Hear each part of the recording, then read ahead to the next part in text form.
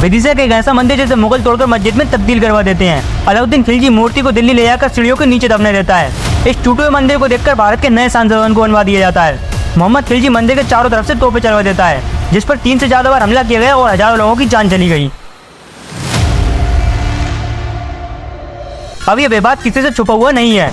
विदिशा के अंदर ऐसा कोई सा इंसान नहीं है जिसे इसके बारे में पता ना हो, और इसकी याद कर आज भी लोगों के रोंगटे खड़े हो जाते हैं, जिसका जिक्र मोहम्मद गजनवी के साथ आए हुए अल-बरूनी ने अपनी किताब अल-हिंद में भी किया है। मगर इस मंदिर को क्यों तोड़ा गया और ऐसा इसमें क्या था जिसकी वजह से इस पर 3 से ज्यादा बार हमला किया गया, और मुगलों को ऐसा क्या दिख रहा था इस मंदिर के अंदर। तो देखिए, यह है इंडिया के अंदर मध्य प्रदेश, और मध्य प्रदेश के अंदर यह एरिया है विदिशा डिस्ट्रिक्ट, जो कि पहले बेस्ट डिस्ट्रिक्ट थी, जिसका नाम बदलकर विदिशा डिस्ट्रिक्ट कर दिया गया है। अभी आदि मील का एरिया जिसे लेकर विदिशा में विवाद हुआ, और आज की डेट में इसमें ताला डला हुआ है। और अभी आप ये वाला एरिया देखते होंगे, मगर ये काफी ज्यादा बड़ा है। वैसे तो इस मंदिर का कोई लिखित सबूत नहीं है कि इस मंदिर को कब बनवाया गया था, मगर लोगों का कहना है कि इसका निर्माण चालुक्य वंशी राजा कृष्ण के प्रधानमंत्री बृहस्पति ने करवाया था। विदिशा को जीतने के बाद उन्होंने यहाँ पर सूर्य भगवान के मंदिर को बनवाया था। मंदिर इतना भव्य और बड़ा था कि इसकी गिनती देश के सबसे बड़े मंदिरों में भी की जाती थी, जिसमें राजा ने एक ऐसी बावड़ी का निर्माण करवाया था जिसके एक दरवाजे से विदिशा में स्थित उदयगिरी गुफाओं तक पहुंचा जा सकता था, और दूसरे दरवाजे से विश्व प्रसिद्ध सांची स्तूप में, जैसे मोहम्मद गजनवी के साथ आए हुए अल-बरूनी ने अपनी किताब अल-हिंद में भी इसका जिक्र किया है। इस मंदिर का जो एरिया है वो 1 किलोमीटर से ज्यादा में फैला हुआ है, जिसके शिखर की ऊंचाई 300 फीट से भी ज्यादा थी, जिसे विदिशा के किसी भी कोने से देखा जा सकता था।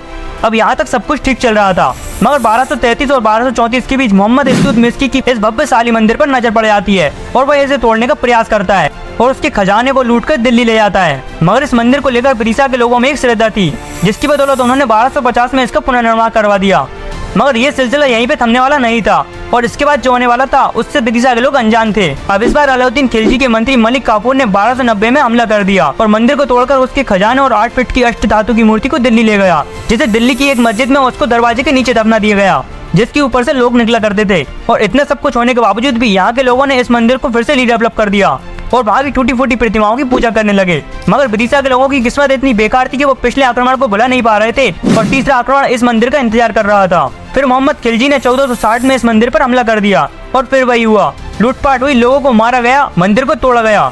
और फिर 1532 में गुजरात के शासक बहादुर शाह ने भी इस मंदिर को लूटा, मगर मंदिर इतना भव्य और बड़ा था कि कोई भी शासक उस मंदिर को मिटा नहीं पाया।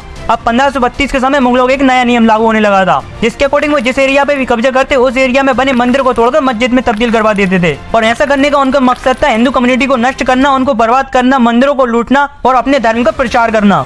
अब इसी के चलते 1882 में औरंगजेब की नजर विदिशा के इस विजय मंदिर पर पड़ती है, जिसकी सेना विजय मंदिर पर चारों तरफ से तोपें चलवाकर इसे नष्ट कर देती है, और बर्बाद हो चुके मंदिर के पत्थरों से उस मंदिर के ऊपर मस्जिद का निर्माण करवा देता है। अब यहीं से उसके अंदर नमाज पढ़ने का सिलसिला जारी हो जाता है। मगर अभी भी विदिशा के लोग विजय मंदिर को अपने दिल से नहीं निकाल पा रहे थे, और उनका विश्वास था कि एक दिन ईश्वर इस मंदिर को सबके सामने जरूर लाएगा। फिर इसके बाद 1951 में विदिशा में एक बहुत ही भयानक बाढ़ आती है, जिसके चलते विजय मंदिर में पानी भरा जाता है, और धीरे धीरे पानी मस्जिद की तरफ बढ़ने लगता है, जिससे मस्जिद का ढांचा गिर जाता है और मंदिर का शिखर दिखने लगता है। फिर जब आर्कियोलॉजिस्ट की टीम यहाँ पर पहुंची तो उन्हें पता चला कि यहाँ पर कोई भी मस्जिद नहीं थी, बल्कि मंदिर को तोड़कर उसके ऊपर मस्जिद बनवाई गई थी।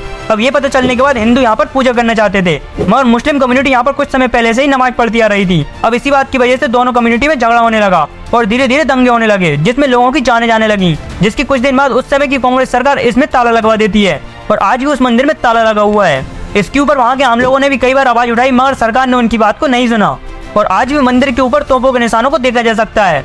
अब सब कुछ जानने के बावजूद भी वहाँ पर हिंदू पूजा नहीं कर सकते, जिसके चलते नागपंचमी के दिन पुजारियों को इसकी बाहर से ही पूजा करनी पड़ती है।